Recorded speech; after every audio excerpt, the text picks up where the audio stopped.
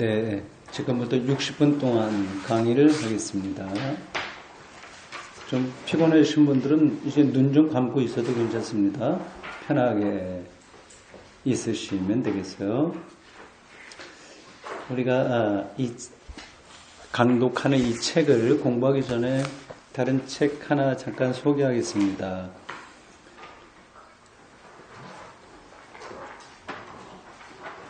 며칠 동안 제가 좀 읽고 있어요. 며칠이 아니라 어제부터 조금씩 읽고 있습니다. 자투리 시간으로 좀 읽고 있어요. 책 제목이 하나님을 찾는 사람이라고 하는 겁니다. 그 유명한 아브라함 요사 헤쉘이라고 하는 사람이 쓴 거예요. 헤쉘이라고 하는 사람에 대해서 이름을 혹시 좀 들어보신 분 계세요? 손 들어보실래요?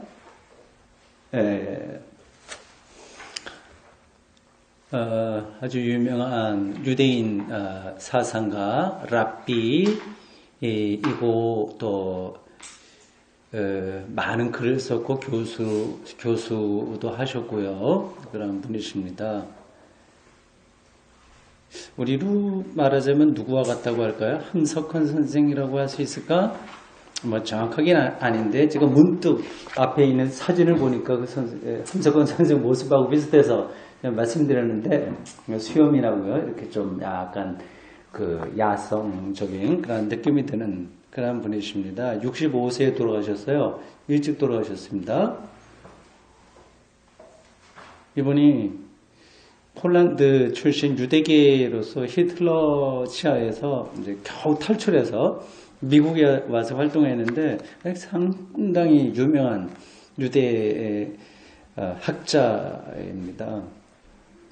이분이 기도와 상징주의에 관한 연구라고 하는 부제로 이 책을 썼어요. 한국기독교연구소에서 번역해낸 겁니다. 그 딸이 자기 아버지에 대한 걸 앞에 서문으로 좀 썼어요. 아버지가 어떤 분이었냐, 딸의 입장에서 쓰는데 그것도 재밌었고요. 본격적으로 이분이 쓴 글을 지금 제가 읽고 있습니다. 이게 재밌어요. 유대인 학자가 우리가 똑같이 하나님을 믿고 있으니까 다만 저들에게는 그리스도에 대한 예수 그리스도에 대한 신앙이 없어서 조금 기본적으로는 우리하고 차이가 있긴 있지만 방향은 또 비슷하고요. 그러니까 유대교와 기독교 사이가 그러니까 이게 좀 애매하기도 하고 친숙하기도 합니다. 그리스도론적인 면에서 차이가 있다고 그랬어요. 그래서 그들은 예수를 믿지 않으니까. 그러나 기독교의 메시아니즘, 예수를 그리스도 믿는다고 하는 믿음은 기본적으로 유대교 안에서 나오는 겁니다. 유대교의 메시아니즘이 있는 거예요. 그러니까 기독교와 유대교가 이 메시아니즘이라고 하는 데서는 똑같은 겁니다. 근데 유대교는 아직까지 메시아를 기다리고 있고 기독교는요. 메시아가 역사적 예수라고 하는 걸 믿을 뿐만 아니라 그걸로 끝났으면 우리도 유대교하고 더 이상 할 말이 없어요. 여전히 우리가 기다리고 있습니다. 제 이름이 주. 이런 점에서 이 유대교하고의 관계가 약간 차이가 있지만 그래도 우리가 좀 귀를 기울여 볼 만한 부분들이 많이 있다 생각할 수 있습니다. 한두 구절만 제가 읽어보겠습니다. 어떤 노래 읽을까요? 이 구절구절이 다 좋았어요. 여러 가지 읽기는 힘들고 62쪽에 있는 한 구절 잠깐 읽겠습니다. 들어보십시오. 기도에 대한 이야기예요. 기도하는 것은 경의, 놀라움이에요. 경의에 주목하는 것이며 만물의 생기를 불어넣는 신비를 다시 느끼고 사람들이 이루어내는 모든 일들 속에서 하나님의 여백을 발견하는 일이다. 멋진 표현이죠. 네, 모든 게 다 이해가 안 된다고 하더라도 기도가 뭐냐는 거를 이러한 유대교 신비주의적인 입장에서 잘 드러냈다고 하는 것이 전달돼요. 네. 하나님 예배를 하네. 네? 하느님의 여백을 다하며 여백을 발견하는 일이다. 네. 그 다음 기도는 최고의 것을 사모하는 일이다. 시야에 하나님이 없을 때 우리는 부러진 사다리의 계단처럼 흩어진다. 기도하는 일은 사다리가 되어 그 위에서 우주 전체에 걸쳐서 눈에 띄지 않게 밀려오는 그분을 향해 나아가는 운동에 가담하기 위해 우리의 생각이 하나님께 오르는 일이다. 기도할 때 우리는 이 세상 밖으로 나가는 것이 아니라 단지 세상을 다른 환경에서 본다. 예, 이 비슷한 이야기들이 많이 나오고 있어요. 저도 제가 주기도란 무엇인가를 썼는데 아마 그 전에 이 책을 읽었으면 도움이 많이 됐을 것 같아요. 한 군데만 더 읽겠습니다. 기도는 만병통치약이 아니며 행동을 대체하는 것이 아니다. 오히려 기도는 우리 앞에 어둠 속으로 비치는 섬광과 같다. 바로 이 빛 속에서 우리는 더듬거리다가 넘어지며 다시 기어오르고 우리가 어디에 있는지를 발견하고 우리를 둘러싸고 있는 것이 무엇이며 우리가 선택해야 하는 길이 무엇인지를 깨닫는다. 기도는 올바른 것을 보게 해주며 방해하는 것들과 거짓된 것들을 드러내준다. 그 밝음 속에서 우리는 우리가 수고하는 일들의 가치, 희망의 범위, 우리 행동의 의미를 바라본다. 시기심과 두려움 많잖아요. 살아가면서 시기심과 두려움, 절망과 후회, 고민과 비탄은 우리 마음을 무겁게 내리누르지만 이 빛에 의해서 그림자처럼 사라진다. 예. 많습니다. 내가 여기 주옥과 같은 그런 경구가 많이 있어요. 한번 관심이 있는 분들은 그 책을 사서 보시기 바랍니다. 우리 책으로 들어갈까요? 이제 복음주의 신학의 특징들을 네 가지로 바르트가 이야기하고 있습니다. 네 가지로요. 오늘 두 가지만 보겠습니다. 그 본문으로 들어가기 전에 이 책 그 영문판을 위해서 이분이 쓰신 머릿말 잠깐 읽고 넘어가겠어요. 20쪽입니다. 여기 머릿말이 두 개가 있어요. 영문판을 위한 거하고 독일어판을 위한 겁니다. 원래 이것은 독일어로 기록됐지만 이 강의 이 글이요. 독일에서 한 강연이지만 미국에 가서 그 강의를 갖고 다시 미국 기독교인들에게 강의를 했어요. 그래서 영문판으로 나왔습니다. 약간씩 좀 다르긴 한데 전반적인 틀에서는 비슷합니다. 요 머릿말로 제가 다시 돌아가는 이유는 여기에 이제 한국 기독교가 영향을 받은 미국 기독교의 근본주의가 뭐냐가 좀 나오기 때문이에요. 네. 20쪽 중간 패러그래프 보십시오. 사실 본 강의는 미국인들을 위한 것이 아니라 바젤 시민들을 위한 것이었다. 바젤이 독일하고 스위스하고 그 경계에 있어요. 딱 경계에 있습니다. 그러나 실제적으로는 스위스죠.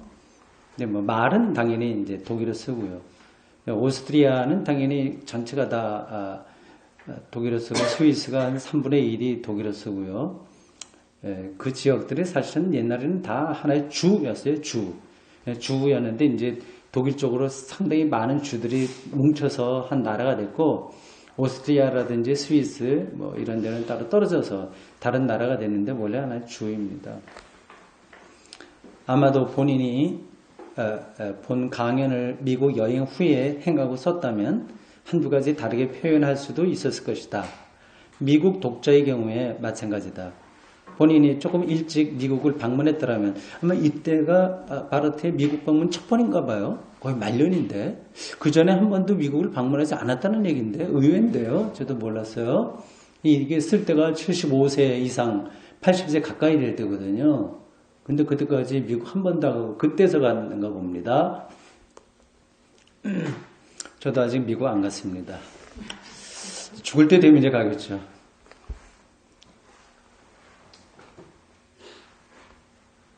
본인이 보다 일찍이 미국을 방문했었더라면 저들이 본인에 대해서 좀 더 구체적으로 알 수 있었을 것이다. 즉 그들은 본인이 예언자도 아니요 기념비적 창시자도 아니며 신학의 거장도 아니라고 하는 것을 알 수 있었을 것이다. 미국에서 그렇게 바르트가 온다 하니까 뭐 신문이나 잡지나 이런 데서 이렇게 타이틀을 붙인 것 같습니다. 그래서 그를 들을 만한 분이시거든요. 60년대 초 중반입니다. 본인은 결코 신학 논쟁을 일삼는 논쟁자도 아니오. 툭하면 성내는 사람도 아니다. 이런 말도 좀 비판적으로 들었던 것 같아요.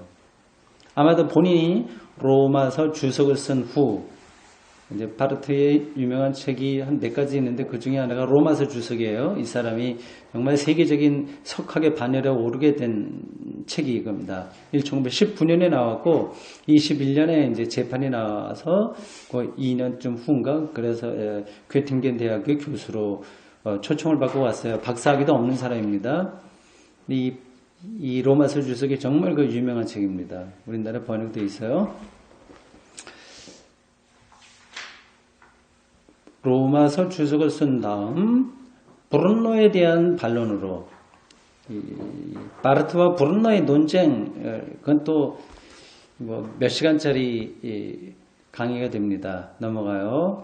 간단하게 말씀드리면 이 브룬노는 자연 신학이 가능하다. 자연을 통해서 우리가 하나님의 계시를 알 수 있다고 얘기하는 반면에 바르트는 그건 자연은 아니다. 예수 그리스도만을 통해서 가능하다. 이런 쪽으로 이야기를 해서 좀 논쟁이 있었어요.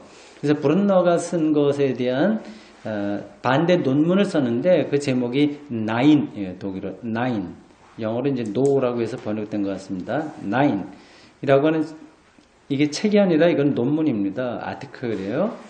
아티클을 쓴 다음 많은 사람들은 본인에 대해서 그렇게 생각했을 것이다. 그러니까 바르트는 그렇게 신학적인 것 같고 논쟁하고 뭐 막 그렇게 좀 날카롭게 그렇게 하는 사람이구나. 원래는 그렇지 않은데 그렇게 오해할 수 있다. 그 얘기입니다. 본인이 바라는 것은 본서의 저자는 자기죠. 많은 독자들에게 평범한 사람으로 친숙해지는 것이다. 본인은 다른 정상적인 사람과 똑같이 모든 인간 사이에 참여하고 있다. 다른 사람들과 다른 점은 단 하나다. 단 하나. 본인은 모든 시간을 신학에 바치고 있다는 점이다. 그 작업 때문에 미국에 못 왔다고 하는 거예요. 다른 사람들도 신학을 좀 더 진지하게 연구했으면 좋겠다고 생각한다고 하는 점이다. 여기 이제 다른 점, 평범한데 인간 삶에 똑같이 관여하고 있는데 모든 시간을 신학에 쓰고 다른 사람들도 신학에 좀 관심을 가졌으면 좋겠다고 생각하는 사람이다. 지금 본인이 쓰고 있는 이 서론은 미국에서 7주 동안 내가 강의한 것에 대한 회상이나 요약에 지나지 않으나 빠르게는 아마 이 책을 전체 강의한 건 아닌 것 같아요. 이게 17개가 있는데 그 중에서 7개만 여러 도시를 돌아다니면서 강의한 것 같습니다. 바라기는 이 서론이 조금이나마 본 저자와 본 작품 이해에 도움이 되었으면 한다. 그 다음에 이제 실질적으로 미국에 있었던 경험을 쓰고 있습니다. 본인이 아는 대로 미국이 이 책 제1부에 있는 5개의 강의를 놀라운 호의와 감사로 전부 받아들였다. 그런데 본인이 미국에 도착하여 크리스천 센츄리라고 하는 잡지의 환영사를 읽어보고 느낀 점은 본인의 강의를 들은 사람 중에는 19세기의 역사 비평과 19세기의 다른 업적에서 너무 쉽사리 벗어나려고 하는 사람들도 한두 사람 있었다고 하는 것이다. 글은 이렇게 쓰지만 한두 사람이 아니라 많았던 거죠. 19세기에 있었던 신학을 학문적으로 연구하려고 했었던 유럽의 흐름이 있었거든요. 그걸 역사 비평이라고 합니다. 그러니까 뭐 다비아라든지 뭐 우리 샘터교회는 기본적으로 이런 데 바탕을 두고 성서에 접근합니다. 그러니까 성경이 하늘에서 뚝 떨어진 게 아니라 인간의 역사 안에서 들어왔기 때문에 역사를 천천히 읽어내는 방식으로 이 문서도 다뤄야 된다. 그래서 이 문서는 구전되다가 이렇게 편집이 되고 들어왔다 나갔다 좀 바뀌잖아요. 그런 것처럼 성서 안에서도 그런 게 있으니까 그걸 놓치지 말아야 되고, 또 하나는 이 역사 비평이라고 할 때요. 뭐 복잡하니까 그냥 간단하게 단어들만 이해하셔도 됩니다. 이거는 이 텍스트를 볼 때 그것만 보지 않고 이게 나온 신학적 용어로 삶의 자리를 본다고 하는 거예요. 삶의 자리. 이게 어디서 나왔냐? 지츠 임 레벤이라고 하는 독일어를 쓰거든요. 이게 19세기 때에 있었던 그 성서에 대한 역사 비평이 굉장히 중요한 그 신학 개념입니다. 그러니까 누가복음을 이야기할 때 제가 이게 꼭 예수님의 말씀만이 아니라 누가복음 공동체 안에서 형성된 신앙 고백이다 이렇게 얘기한 적도 있지 않습니까? 그런 거예요. 그러니까. 네. 그러니까 성서를 좀 객관적으로 학문적으로 그러니까 크리티컬하게 이렇게 보자. 그게 이제 19세기에 있었던 그런 학문적인 노력인데, 미국에는 이런 노력들을 너무 쉽게 간과해 버리려고 하는 사람들이 한두 사람 있었다. 한두 사람이 아니라 상당히 많은 거죠. 미국에. 그냥 이렇게 쓰고 있는 겁니다. 본인이 미국을 떠날 때 받은 질문, 이것에 대해서 내가 대답하지 않은 건 확실한데, 도대체 당신은 어떻게 모세로부터 모차르트에게로, 메소포타미아로부터 동독으로, 그리고 가이사에 대한 순종에서 히틀러에 대한 항구로 비약했는가 였으며, 이거 더 설명을 해야 되는데 저도 뭐 확실하게 잡을 수 없어서요. 이 질문이 어떤 건지 그냥 넘어가겠습니다. 또 다른 질문은 본인이 현대를 사는 유대인들을 구약의 하나님의 백성과 동일시하려고 하는 나머지 이들을 신화화하는 것은 아닌가 하는 것이었다. 그러니까 이렇게 바르티에 대해서 잠깐만 질문하고 문제 제기하는 사람들은 근본주의적이고 보수적이고 이런 사람들이라서 유대인을 또 싫어하는 거고요. 그러니까 유대인은 왜 싫어하냐 아시죠? 보수적인 입장에 있는 사람들이 유대인들을 왜 싫어해요? 당연히 예수님을 죽인 민족이기 때문에 그렇게 한 겁니다. 근데 이제 이런 신학자들은 그런 시각에서 보지 않기 때문에 그 현대 유대인을 뭐 신화하는 거 아니냐 이렇게 비판을 하는 거예요. 그게 이제 크리스천 센츄리라고 하는 잡지를 통해서 이제 왔던 이야기고요. 그 다음에 나오는 게 크리스천 투데이. 제가 알고 있는 잡지에는 이게 유명한데요. 크리스천 투데이. 좀 미국의 뭐 좀 보수적인 그런 기독교인들을 대표하는 잡지입니다. 이 잡지는 본인에게 말하기를 미국에는 본인을 바르트를 성경의 권위를 약화시키며, 여기 이제 우리 한국 기독교의 똑같은 거예요. 권위를 약화시키며, 바르트가 왜 약화시킨다고 미국의 이 크리스천 터데이 있는 쪽의 사람들이, 그리고 그거의 거의 대부분의 영향을 받은 한국교회가 말을 할까요? 19세기 역사 비평을 인정하니까. 어떻게 성경을 갖다가 비평적으로 읽냐? 이렇게 이제 주장을 하는 거예요. 성경의 권위를 약화시키며 의미의 역사와 연대계적 역사를 구분한 나머지 이제 이것까지 설명하는 복잡하긴 한데요. 간단하게 말씀드립니다. 이 게슈큐테라고 되어 있는 거 의미의 역사. 그러니까 이 바르트가 역사를 볼 때 두 가지를 구분하는 거예요. 근데 이 바르트만 그런 게 아니라 최소한 다 학문적인 신학을 하는 사람은 다 하는 겁니다. 근데 그걸 비판하는 거죠.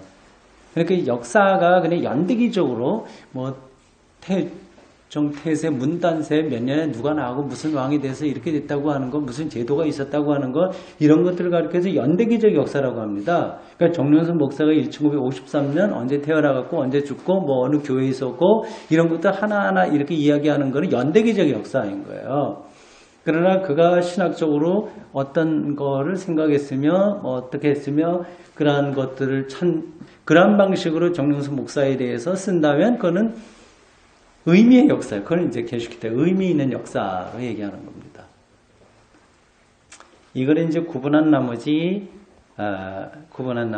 성경의 역사적 사실들을 약화시키는 자로 아는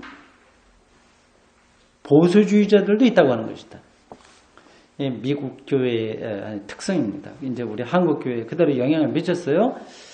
본인은 본 작품에 대한 그래서 한국에서도 바르트를 자유주의 신학자라고 얘기하는 사람들은 말도 되지 않는 이야기를 하는 사람들이 많이 있습니다.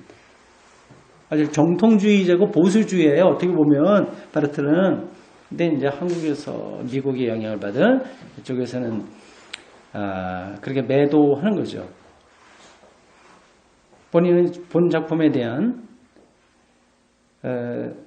반응이 더 있을 거라서 생각한다. 즉 위와 같은 보수주의적 반응이 본 작품을 계속 읽어나가면 더 약화될지 더 강화될지 그리고 미국 신학생들과 교수들의 찌푸리는 얼굴 물론 이들이 열심히 경청하긴 하지만 그것이 펴질는지 아니면 더 찡그러진 얼굴을 하는지 밝게 천명해야 하고 설명해야 될 내용이 많이 남아있는 것은 확실하다. 예. 그 다음도 중요한데 넘어가시고 22쪽으로 가보세요. 마지막 보겠습니다. 그러니까 저기는 이런저런 신학의 역사를 쭉 훑어서 뭐 그런 거 얘기하려고 하는 것도 아니다. 그러면서 아래에 새롭게 시작하는 패러그래프예요. 오직 우리가 필요로 하는 것은 시카고에서 행한 마지막 소강연에서 암시한 바 자유의 신학 그것이다. 그러니까 뭐 칼빈으로 돌아가자, 뭐 아퀴나스 돌아가자, 뭐 바르트에 돌아가자 그게 아니라 자유의 신학이다. 마음대로 하자고 하는 자유가 아니라 이건 아시겠죠? 그러니까 어느 신학자에게 묶인 신학이 아니라고 하는 겁니다. 이 신학이야말로 미래를 지향하며 미래로 향해서 개척해 나간다. 미국에서든 유럽에서든 우리에게 꼭 필요한 것은 이것 이상도 이것 이하도 아니다. 그러니까 자기의 자유가 아니라 다시 말씀드려요. 어떤 신학 학파나 신학자에게 묶이지 않는다고 하는 점에서 자유로운 것이고 그리고 하나님에게 온전히 의존한다고 한다는 점에서 자유로운 겁니다. 이것만이 복음주의 신학의 기초, 대상, 내용을 위하여 꼭 필요하며 거의 묵시적 진지성까지 가진 우리 시대에 이것만이 꼭 필요하다. 이 묵시적 진지성이라고 하는 또 이상한 단어가 들어왔죠. 우리가 이런 책을 읽을 때마다 이제 걸리는 대목들이 이런 겁니다. 그냥 이렇게 생각하시면 돼요. 이 사람이 뭘 생각하고 묵시적 지성까지 지닌 우리 시대, 우리 시대가 묵시적 지성까지 묵시적 진지성까지 가졌다고 이렇게 표현하는 거 아니겠습니까? 이 사람이 뭘 보고 그렇게 얘기하는 것일까? 그거를 이제 따라가기 쉽지 않은 거예요. 그걸 일일이 다 설명하지 않는다. 근데 뭔가를 생각하는 거예요, 이 사람. 아시겠어요? 어떤 건지 느낌이 오실려는지 모르겠습니다. 저도 100% 자신있게 얘기할 수 있는 건 아니지만 아마 다음을 이야기할 겁니다. 2차 세계대전. 네, 특별히 히로시마와 어디에 떨어진 원자폭탄이란 핵에 의한 인간의 파멸 이런 것들이 묵시문학적인 그러한 어떤 현상으로 이야기할 수 있는 거거든요.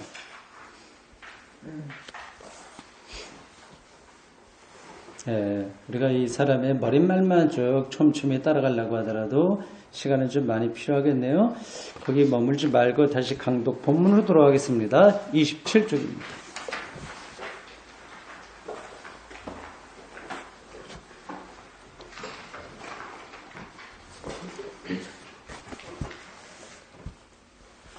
네 가지라고 말씀드렸고 오늘 두 가지만 합니다. 첫째, 복음주의 신학이, 근데 사실은 이 표현이 정확하지 않아요. 복음주의라고 하면은 이게 좀 약간 바르트식이 아닙니다. 그냥 어떤 학파로 돌아가자 그런 얘기 하는 게 아니잖아. 그러니까 복음이 중요한 거지 복음주의가 중요한 건 아니거든요. 근데 다르게 번역할 말이 없어서 우리가 그냥 복음주의라고 얘기를 하는 겁니다. 이게 독일어로 에반겔리시, 영어로 에반겔리칼 이렇게 얘기되는데 그렇게 되어 있는데 그걸 복음적이라고 하면 오히려 직역이라고 하더라도 그게 더 정확한 겁니다. 그러니까 복음적 신학, 그러니까 주의하면은 뭔가 거기에 경도돼 버리는 그런 느낌이 오지 않습니까? 약간 이데올로기처럼 들리잖아요. 무슨 주의하면 거기 완전히 빠져갖고 다른 거 생각하지 못하는 것처럼. 그러니까 바르트가 이야기하는 이 복음 신학은 복음주의는 아니에요, 사실은요. 복음에 근거한 신학이 뭐냐, 이걸 얘기하려고 하는 거죠. 근데 우리 말로 다른 적당한 말이 없으니까 그냥 복음주의라고 합니다. 저도 그냥 따라갈 테니까 여러분들이 그 의미는 뭔가는 여러분들 알고 따라오셔야 됩니다. 첫째, 복음주의 신학이 다른 신학들과의 경쟁에서 상을 타거나 잘났다 하는 식으로요. 다른 신학의 지혜와 교리 이런 것하고 비교함으로써 가장 우수한 신적 지혜와 신적 교리로 확인되어서는 안 된다는 거예요. 그 사실을 우리는 레싱, 우리가 지난 시간에 봤던 세계 반지 이야기요. 그래서 비로소 배우는 것은 아니다. 우린 다른 신학하고 싸우지 않는다, 경쟁하는 게 아니다. 복음주의 신학이 복음을 통해서, 그러니까 신학적인 논쟁이 없다고 하는 얘기는 아닙니다. 여러분들이 잘 그걸 이해하셔야 돼요. 신학은 여전히 논쟁적입니다. 그러나 그 신학의 근본을 다른 게 나쁜 걸 확인함으로써 내가 좋다고 하는 걸 확인한 게 아니고, 비교해서 내가 괜찮다고 하는 것을 말하려고 하는 게 아니라 근본이 다른 데서 시작한다, 그 얘기하는 거예요. 다른 사람보다 내가 상대적으로 예쁘다 아니다, 이제 그게 아니라 미의 기준을 다른 데 두는 어떤 사람하고 비슷한 겁니다. 그 복음주의 신학이 복음을 통해서 선포되는 하나님을 대상으로 하며 이 복음의 하나님을 향하여 있으나 그 권위에 있어서는 하나님과 동일시 될 수 없다. 그러니까 하나님을 이야기하고 하나님을 향해서 있지만 그러나 복음주의 신학이 하나님과 동일한 권위에 있는 게 아니다. 그러니까 그렇게 있는 것처럼 저희가 하나님인 것처럼 뭐 다른 거를 정죄한다거나 또 비교해서 내가 낫다고 하는 걸 말하면 곤란하다는 거죠. 이 복음의 하나님은 모든 인간들의 삶과 이들의 신학을 향해 자비롭게 다가오시는 분이시요. 설교처럼 들리죠. 그래서 신학생들이 이걸 이해하기 힘들어하는 겁니다. 설교 쪽이지만 그러나 굉장히 신학적인 깊이를 가지고 있는 표현들이에요. 인간의 다른 일들뿐만 아니라 복음주의적 신학보다 훨씬 우월하시고 항상 새롭게 계시되셔야 하고 발견되셔야 할 하나님이시다. 항상 새롭게. 그러니까 신학은 항상 새로운 것을 만들어낼 수는 없는 거예요. 어떤 걸 이야기할 수 하면은 그것으로 하나님을 다 담아내느냐 하면 그렇지 못한 겁니다.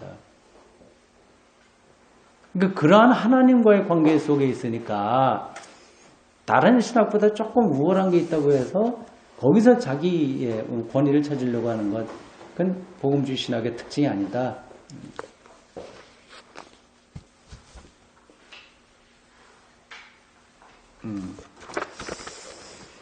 시간을 제가 잘 조절을 해야 되겠네요. 이제 두 번째까지는 오늘 해야 되는데, 제가 9시 10분까지 하겠습니다. 15분, 13분까지 제가 그걸 시작한 게 13분이니까 60분 하겠습니다. 13분까지요. 이 하나님은 그 무엇에 의해서 또 제어될 수 없다. 중요한 지적입니다. 신학에 의해서도 하나님은 통제되지 않는 거예요. 하나님을 뭐 다 아는 것처럼 직접 경험할 수 있는 것처럼 얘기하는 것은 이건 어리석은 일입니다. 이 하나님이 다른 신들과는 달리 오직 유일하게 참된 하나님이시라고 하는 것은 그의 행동 때문이다.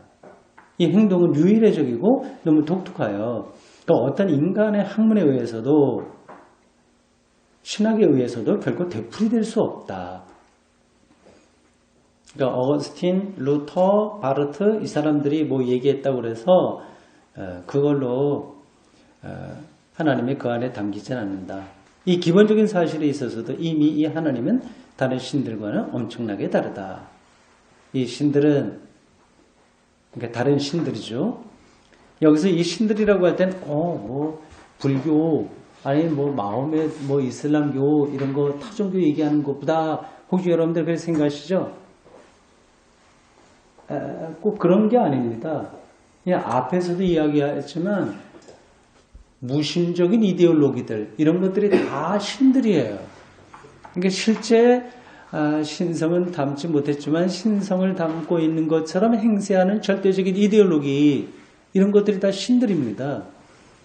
그러니까 오늘 우리 사회에서 자본, 돈, 뭐 그 외에 여러 가지 등등 우리 현대인들이 절대적인 거라고 생각하는 것들이 이게 신이라고 여러분들이 생각하시면 됩니다. 그러니까 이 신들은 이걸 자본으로 바꿔서 여러분들이 읽으셔도 됩니다. 이 신들은 자기들에게 헌신하고 있는 신학자들로 하여금 그러니까 자본으로 바꿔서 읽어볼까요? 이 자본은 자기들에게 헌신하고 있는 자본가들로 하여금 자기 그 하는 일이 가장 옳은 것이요 유일하게 옳은 것이라고 하는 자만심을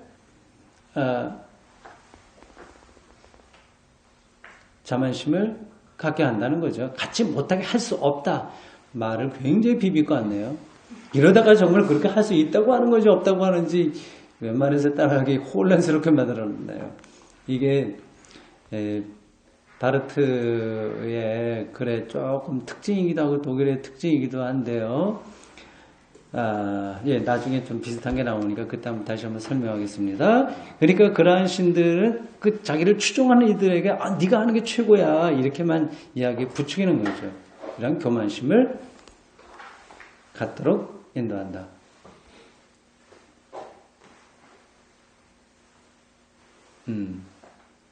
복음주의 신학이란 하나님이 그의 영광을 모든 신들 앞에서 여기서도 다시 이 신들을 무심적인 이데올로기 이런 거로 생각하시면 돼요. 앞에서 비추시는 결단과 행동에 기초하여 생각할 수 있고 말할 수 있으며 또한 그래야 한다. 만약 복음주의 신학이 다른 신학들처럼 자만하려고 할진데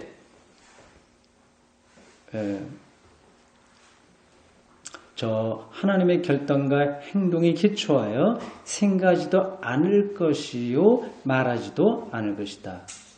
복음주의 신학은 좋든지 나쁘든지 모든 다른 신학들의 길과는 전혀 다른 길을 제시해야 하며 걸어가야 된다.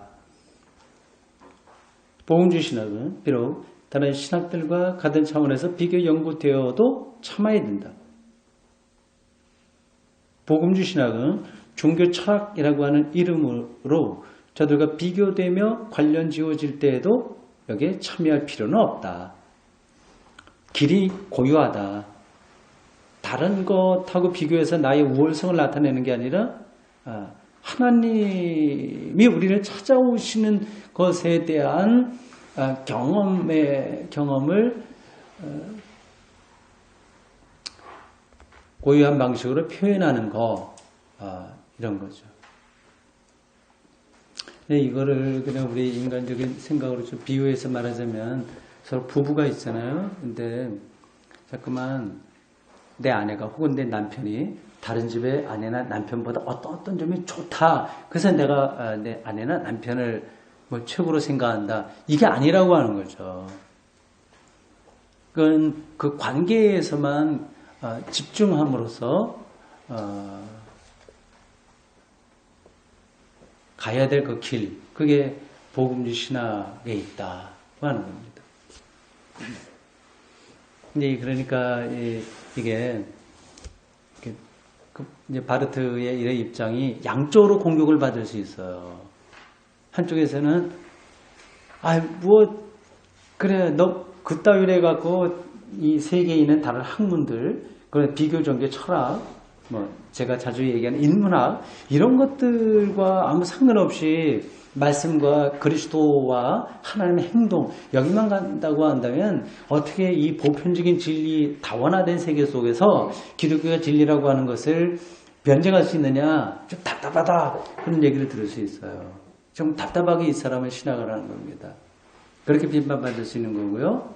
또 한편에서는 아주 보수적인 입장에 있는 사람들은 왜 그리스도 우리 기독교가 최고고 신학이 그거를 강조해야 되고 우리 신학이 모든 것에 왕자처럼 이렇게 해야 되고 다른 거하고 비교해서 우리가 우월하다고 하는 걸 제가 드러내야 되는데 왜 그런 거 생각하지 않냐, 그렇게 또 비판을 받을 수 있습니다.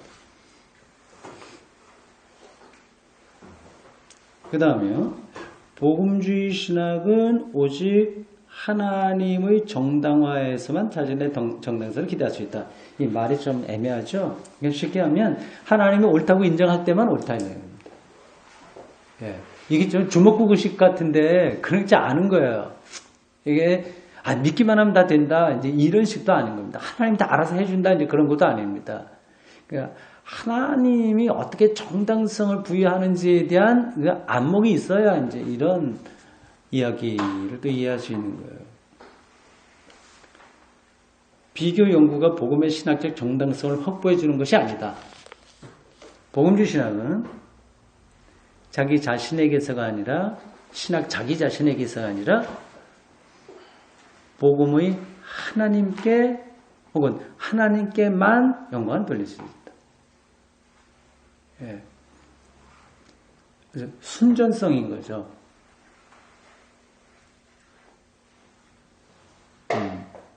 그 복음주의 신학은 그것의 대상에 의해서, 대상이 뭐예요? 하나님이죠. 예. 하나님에 의해서, 이게 다른 거하고 비교해서가 아니라, 잘 들으세요. 비교해서가 아니라 하나님에 의해서만 복음주의 신학이 되기 때문에 겸손하고. 왜 겸손해요? 자기가 하는 게 아니니까. 예. 이거는 주어지는 거니까 겸손하고 분별력이 있다. 왜 분별력이 있어요? 이 세계는 하나님에 의해서 창조된 것이고 하나님이 진리의 근원이기 때문에 여러 가지를 이제 판단할 수 있는 거예요.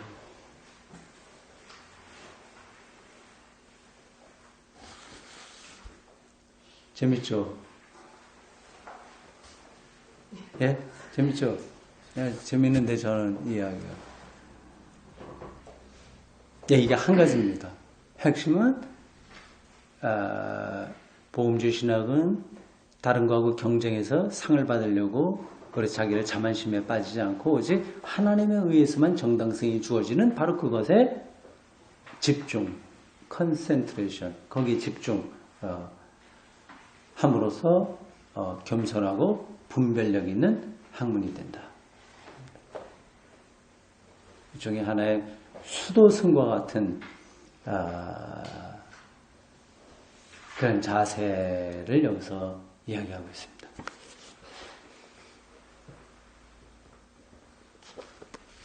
둘째로 여기서 이제 좀 복잡해져요. 여기 번역이 정확하게 전달이 좀 안 되게 되어 있습니다. 두 번째로 얘기하는 것은 복음주의 신학이 세 가지 전제를 가지고 있다고 얘기하고 있어요. 뭐 종속적이라고 얘기했는데 이건 하부 구조라는 거예요. 그러니까 신학은 세 가지 기초, 밑에 있는 어떤 것들을 가지고 있다. 그런 걸로 작업을 한다고 하는 겁니다. 세 가지예요. 1. 일반적으로 하나님께서 복음을 통해서 자신을 알리실 때 인간 실존이 풀 수 없는 변증법에 스스로 말려드는 사건이 일어난다는 것을 신학은 알며, 이해가 되시나요?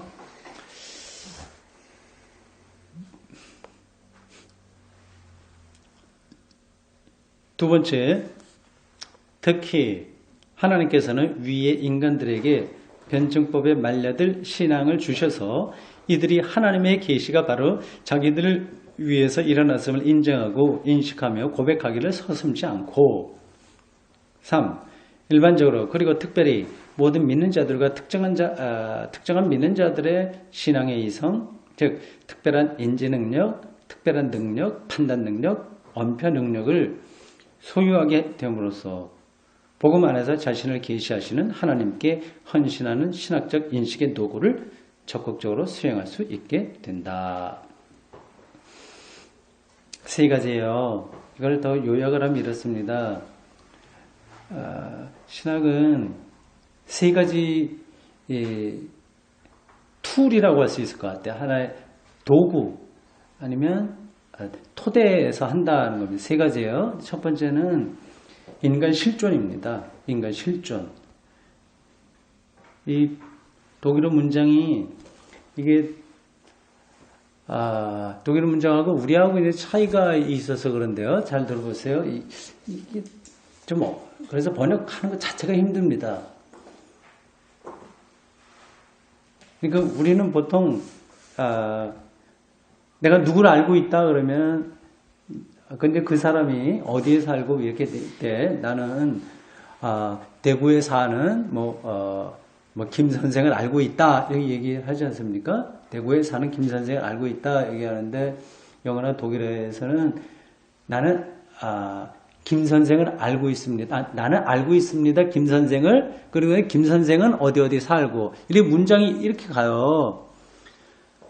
그리고 이건 짧은 걸 제가 말씀드려서 그렇지, 이렇게 학문적인 문장에서 긴 것들은 이제 이거를 갖다가 한국말로 하기 힘듭니다. 그래서 그거를 보다 보면은 막 뒤섞여 갖고 핵심적으로 뭐를 이 문장이 이야기하려고 하는지 잡기가 어려울 때가 있어요. 이 세 가지도 지금 그렇게 번역이 돼서 좀 혼란스럽습니다. 그러니까 신학이 세 가지로 작업을 하는데 하나는 인간 실존이에요. 인간 실존. 그리고 인간 실존이 뭐냐를 뒤에 설명한 거예요.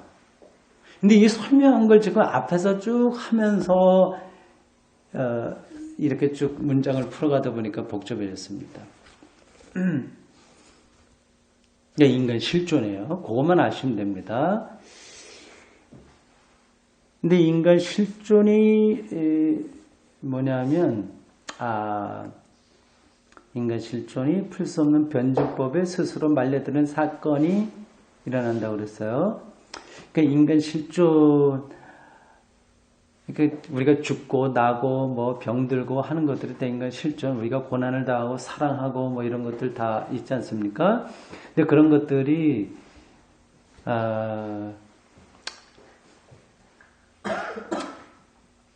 이 변증법을 풀 수 없다 이제 문장만 보면 그런데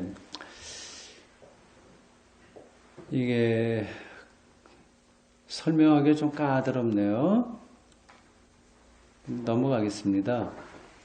근데 첫 번째로 인간 실존이에요. 근데 인간 실존이 우리 삶에서 벌어지는 여러 가지 변증법적인 어떤 것들을 풀 수가 없어요. 이 변증법은 보통 이제 정반합 이제 이렇게 이야기를 하는데요. 어떤 명제가 있고 그게 부정이 되면 다시 새롭게 새로운 길이 열린다 얘기하는 거예요. 그러니까 우리 민주주의 발전을 보더라도 그렇습니다. 독재가 있잖아요. 독재자. 그게 하나의 원칙이에요. 근데 독재자하면 안 된다 그래서 민주 데모한다든지 해서 독재자가 물러나고 새로운 민주 질서가 들어오지 않습니까? 그러면서 새로운 어떤 민주 체제가 세워지는 거, 이게 이 세계가 그렇게 돌아가고 있어요. 모든 면에서 그렇습니다. 교회도 마찬가지고요. 근데 이런 것들, 이런 문제들을 이제 우리 개인들이 다 풀어낼 수 없는 어떤 힘이 있다. 그렇게 일단 보시면 됩니다. 설명이 시원찮네요.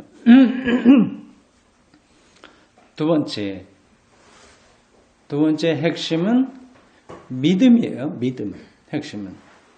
그러니까 믿음으로 작업을 하는 거죠. 뭐 여기도 그렇게 신앙이라고 되어 있습니다.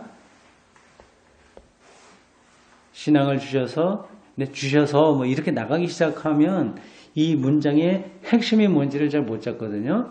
첫 번째는 인간 실존이에요. 그걸 여러분들 머릿속에 넣으시면 됩니다. 복음주의 신학은 그냥 뜬구름 잡는 이야기 아니라 실제로 인간의 실존, 삶의 문제, 이거를 놓치지 않고 있다고 하는 거예요. 두 번째는 믿음이에요. 이 믿음을 통해서 이제 하나님의 계시가 자신들에게 일어났음을 세 가지로 표현했네요. 인정하고 인식하며 고백하기를 서슴지 않는다. 그건 뒤에서 따라오는 문장의 설명입니다. 참고적으로 이 인정하고 인식하며 고백한다고 하는 것은 이렇게 좀 언어 유희가 여기에 담겨 있어요. 근데 우리말로는 잘 나타나지 않아요. 인정한다고 하는 것은 안 에어 캔넨이라고 하는 동사고, 인식한다고 하는 것은 에어 캔넨이고요. 그리고 고백한다고 하는 것은 백캔넨이라고 해서 이 안에 이제 캔넨이라고 하는 이 동사, 그게 어근이거든요. 그걸 중심으로 해서 이제 앞에 접두사를 붙여서 이 세 가지 의미로 확대한 겁니다. 그게 이제 우리 말로는 잘 정확하게 전달은 안 되겠죠. 어쨌든 그 안에는 안다는 거예요. 인정한다, 인식한다, 고백한다는 것의 핵심은 캔넨, 내가 알고 있다. 거기에 기초를 두고 있는 겁니다. 3. 세 번째는 이성이에요. 이성. 인간의 이성. 근데 이 이성이 단순하게 우리가 옳고 그른 것을 판단하는 것만이 아니라, 이성은 즉 특별한 인지 능력, 판단 능력, 언어로 말할 수 있는 능력, 이런 것들 쭉 포함하는 겁니다. 여기서 두 번째로 복음주의 신학의 특징을 이야기했습니다. 그 두 번째 특징을 세 가지의 종속적 전제라고 얘기했어요. 그러니까 복음주의 신학은 무슨 작업을 해요?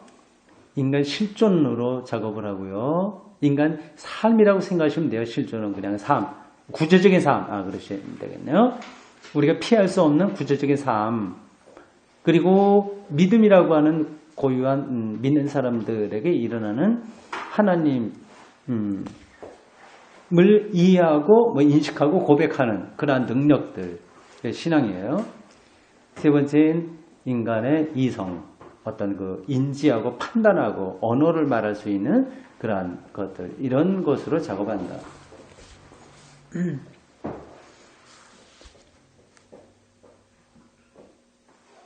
그 다음에요.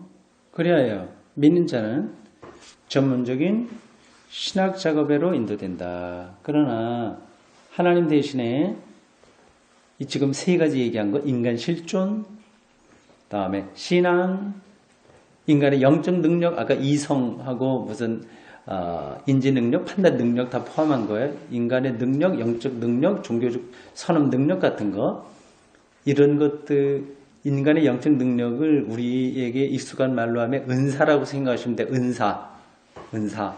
우리가 살아가면서 받는 여러 가지 탤런트 있잖아요. 그 이성 이런 것도 은사죠. 뭐 옳고 그른 거 판단하는 거니까요. 왜 여기서 종교적 선언 능력 같은 거는, 선언적이라고 하는 것은 우리가 경험으로 주어지는 것이 아니라 경험 이전에 주어지는 어떤 것을 이야기합니다. 그러니까 신학을 공부하지 않더라도 하나님을 이렇게 막 따라 생각하는 그러한 어떤 것들, 그런 게 선언적인 거예요. 영적 능력이 이런 것들로 작업을 하는데, 그러나 하나님 대신 이런 것들을 신학의 대상이나 주제가 되는 건 아니다. 그러니까 보세요. 이 바르트가 이 세 가지로 신학 작업을 한다고 말을 해놓고 그 다음에 이게 아니라고 하는 걸 또 부정하잖아요. 그러니까 이걸 따라가기가 좀 어려운 거. 그럼 도대체 뭘 하자는 얘기인가? 그래서 이게 고유한 길을 가고 있습니다. 이건지 저건지 이제 모를 수 있는 이거냐 저거냐고 하는 데서 이것도 아니고 저것도 아니고 고유한 길을 가고 있어요. 여러분들이 그거를 조금 나중에 지금 시작이니까 안 잡힐 텐데 잡히게 되면 기독교 신앙의 본질이 여기 있구나 하는 것을 더 깊이 느끼게 될 겁니다. 예. 그걸로 대치될 수는 없다. 왜냐하면 이 대상과 이 주제를 전개하는 동안 그러니까 인간 실존, 신앙, 영적 능력 이런 것들만 갖고 자꾸만 씨름하게 되면 어떻게 돼요?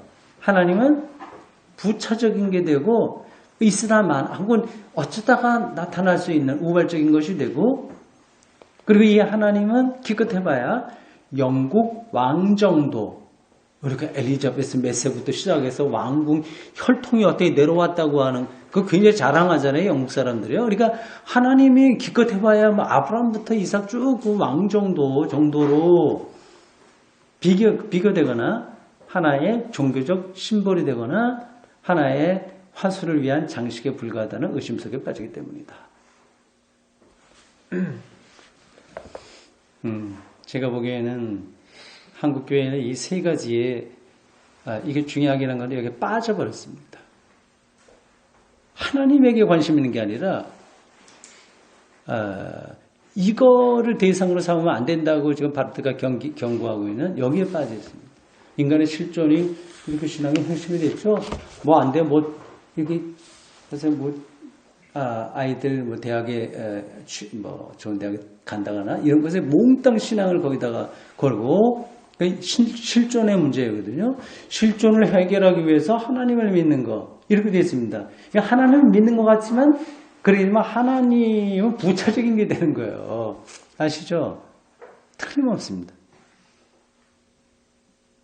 아무리 신앙 감정 뜨겁게 한다고 하더라도 거기에는 하나님께 영광을 돌린다고 말은 하지만 실제적으로는 뭐 거기에 관심이 없는 거죠. 그리고 세 가지 신앙 자체에 대해서 너무 몰입하는 거예요. 신앙도 제가 다른 데서도 이야기했습니다만 자기 자신의 신앙도 별로 믿을 게 못 된다. 신앙이 무의미하다고 하는 것이 아니라 그걸 절대화하는 거. 그거를 대상으로 하는 거. 그리고 세 번째 뭐예요? 인간의 영적 능력, 여러 가지 카리스마, 은사 뭐 이런 것들을 신학 혹은 신앙의 중심으로 삼는 것은 이거는 잘못이죠. 다음입니다. 그러나 복음주의 신학은 복음에 하나님께서 실제로 인간 실존에 관여하시고 그 인간에게 신앙을 불러일으키고 이렇게 하심으로 하나님은 실제로 이 신앙인들의 영적 능력을 전체적으로 요구하고 활성화시킨다고 하는 사실을 알고 있다. 그러니까 이 세 가지로 작업을 하는데 이것이 신학과 신앙의 대상은 되지 않아야 되지만 하나님께서 그렇게 개입하신다. 그 관계를 우리가 잘 파악하고 있어야 되는 거죠.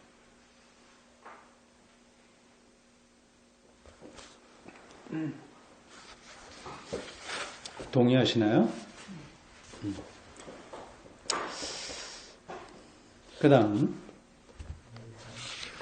5분 정도 남았는데 딱 시간 될 것 같습니다. 복음주의 신학의 이러한 관심사는 무엇보다도 그러니까 포괄적으로 결국 하나님 자신에 대한 관심 때문이다. 하나님에 대한 관심. 예, 지난주 수요일에 제가 어느 책 하나 소개해 드렸죠? 그게 신학의 길잡이를 쓴 피터 아이혀라고 하는 사람, 그 사람의 머릿말에서 신학의 유일한 하나의 관심 질문이 있다고 한다면 그것은 하나님에 대한 질문이다. 그런 얘기했어요. 거의 맞닿는 이야기입니다. 예. 정말 우리가 죽을 때까지 거기에 좀 관심을 갖고 살았으면 좋겠어요. 복음주의 신학은 하나님의 자기 실존 증명과 이게 아까 기억하실라나 모르겠어요. 하나님은 말이 아니라 행위로 드러내신다고 그랬어요. 그게 실존 증명이 행위를 가리키는 거예요. 하나님의 자기 실존의 증명과 주권의 증명. 주권은 이제 찬란한 거, 영광스러운 거, 뭐 그런 거 얘기하는 거예요. 인간에게도 주권이 있다. 그런 차원의 주권이 아니라 하나님의 하나님다움, 하나님의 영광, 그런 증명을 전제로 해 생각하고 말합니다. 그러니까 우리가 하는 게 아니라 하나님이 하시는 하나님. 만일 복음주의 신학이 이 상부 구조와 하부 구조를 뒤집어 버려서, 그러니까 뭐예요? 하부 구조는 뭐예요? 이 세 가지 얘기한 거예요. 세 가지. 이게 둘째로 하면서 첫 문장에 나온 종속전 전제라고 얘기했잖아요. 그게 하부 구조라는 뜻입니다. 상부 구조는 하나님의 영광의 자기 증명, 하나님의 실존, 하나님 스스로의 증명. 이 구조가 있는 거예요. 이걸 뒤집어 버려서 인간을 하나님께 종속시키는 대신 하나님을 인간에게 종속시킨다면 그것은 어떤 인간론, 존재론, 영성론에 의하여 바벨론 포로가 된다. 바벨론 포로에서는 뭐가 없어요? 포로가 되면 뭐가 없어요? 자유가 없죠.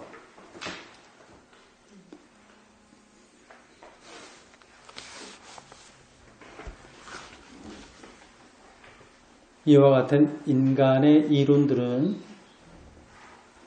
인간의 이론 이렇게 하면 또 무시하는 것 같이 들리는데 절대 바르트는 그런 식으로 얘기하는 게 아닙니다. 안트로폴로지, 이 인간론, 이게 그걸 부정하는 게 아니라 그러나 그건 여전히 하부 구조인데 그 자리에 있게 해야죠. 그 자리에. 근데 이러한 인간의 이론들은 복음의 하나님을 만나기 전에 인간 실존, 신앙, 혹은 인간 능력에 대하여 무엇인가가 이론적 전제를 갖는다. 지금 계속 세 가지를 반복하고 있죠. 인간 실존, 신앙, 아까는 이성이라고 그랬는데 이성은 인간의 능력, 그 은사, 카리스마 이런 걸 얘기하는 거예요. 이런 것에 대해서 그 일반적인 인간론 이런 것들은 하나님을 만나기 전에 전제적인 이론을 갖고 있어서 결국 거기에 포로가 되고 만다 하는 거죠. 굉장히 중요한 것을 지적하는데 너무 세밀한 거라서 이제 넘어가도록 하겠습니다.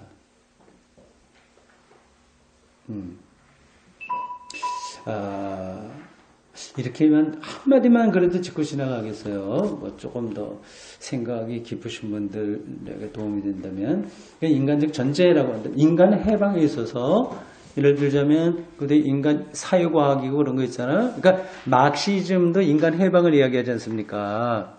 그러니까 노동으로부터의 자유 이런 거 얘기하지 않습니까? 근데 그런 것들이 복음의 하나님을 만나기 전에는 그런 자체 이론으로 굴러가 버리게 되는 거예요. 그러니까 복음주의 신학은 이제 그런 데에 머물러 있는 건 아닌 거죠.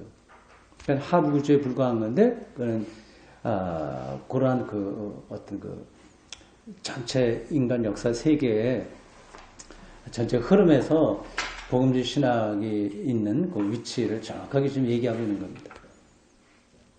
복음주의 신학은 이와 같은 작업을 강요당하지도 않고 그런 것을 할 자격도 없다. 그러니까 사회과학, 상담 이런 거 할 필요 없다. 저도 가끔 그런 얘기 했어요. 교회 안에서는 상담 목회 이런 거 하지 마라.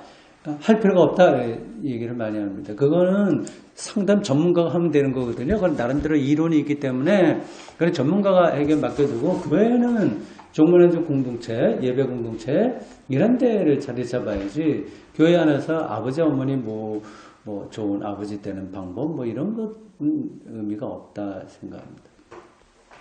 근데 아주 제가 그걸 매도하는 뜻으로 드리는 건 아니니까 오해는 하지 마십시오.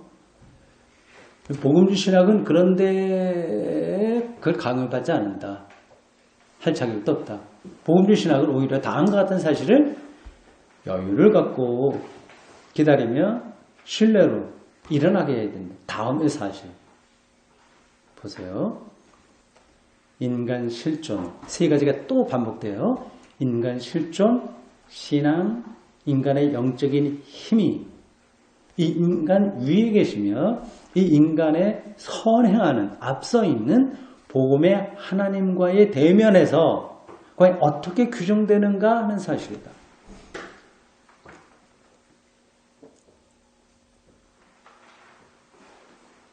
복음주의 신학은 저 종속적인 하부 구조에 속한 전제에 관한 한 온갖 겸손을 가지고 행해지는 자유로운 학문이요.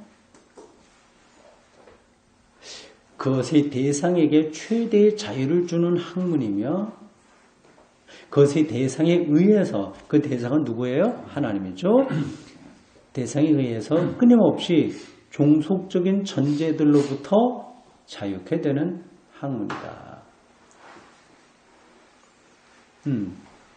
그러니까 진화론 이런 것도 어떤 그 사회적인 학문 아니겠습니까? 그런 게 나온다고 하더라도 그렇게 두려워할 게 없는 거예요. 그게 옳은 거라고 한다면 그것은 뭐 하나님의 자기 증명이니까요. 그런 점에서 복음주의 신학은 진화론 앞에서 자유로운 거예요. 그거는 그들의 길을 가고 있는 거니까 그런 자유가 있으면서 그러나 하나님의 그런 진화론에 완전히 묶이지 않고 하나님의 고유한 창조와 세계 완성의 길이라고 하는 것을 말한다고 하는 점에서 하나님의 자유를 확보하는 것이고 그리고 끊임없이 여기 지금 바르트가 얘기한 거 그대로 전하는 겁니다. 하나님에 의해서 그런 여러 가지 이 세상의 사회과학, 심리학, 뭐 등등등등 그런 인간관계 등등으로부터 그리고 종속적인 존재들인데 그런 것부터 우리가 자유로워진다.